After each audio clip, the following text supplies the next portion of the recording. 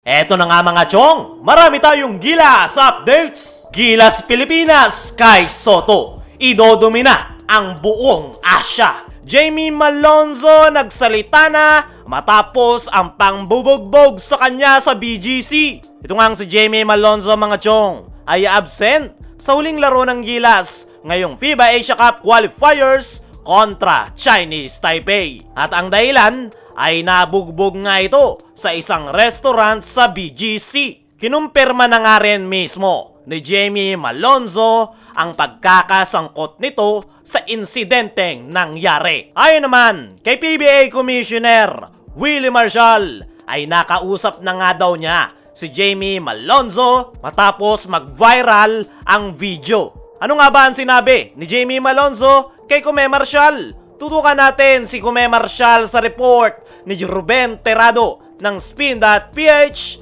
Ay nag-usap na kami at sabi niya it was a miscommunication at it didn't go well. Nagsorry nga daw ito sa kanya, sa PBA, sa Hinebra fans, Gilas at Gilas fans matapos siyang masangkot sa gulo. Kinumpirma rin ni Kume Marshall na meron daw sakit si Jamie Malonzo bago pa mangyari yung pambubugbog sa kanya. Sa ngayon ay tumanggi na si Kume Marshall na idetalye patungkol sa pangbubugbog kay Malonzo at possible na magiging aksyon ng PBA at Samahang Basketball ng Pilipinas. Para sa akin mga chong ay baka mapasama pa dito itong si Jamie Malonzo sakaling mapatunayan na siya ang may kasalanan. Pero naniniwala ko mga chong na inosente itong si Jamie Malonzo at talagang miscommunication lang yung nangyari na naging dahilan kung bakit siya nabugbog sa isang restaurant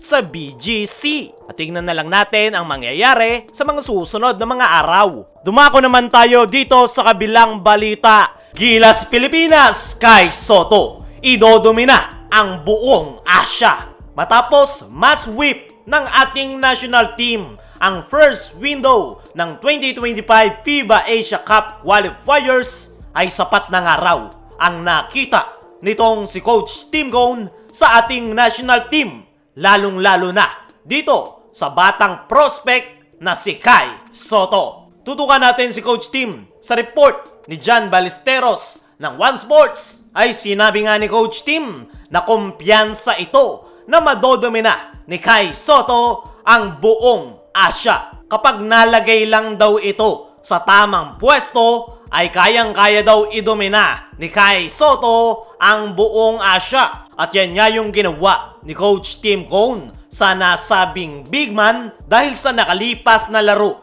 ng ating national team ngayong FIBA Asia qualifiers ay gamit na gamit niya nga si Kai Soto kontra Hong Kong, nakapagtala ng 13 points at 15 rebounds itong si Kai Soto. At ang pinaka-latest ay ang laro nila kagabi kontra Chinese Taipei kung saan nakapagtala naman ito ng 18 big points, 10 rebounds, 5 assists at 3 blocks. Yan nga yung career high nitong si Kai Soto sa paglalaro sa ating national team.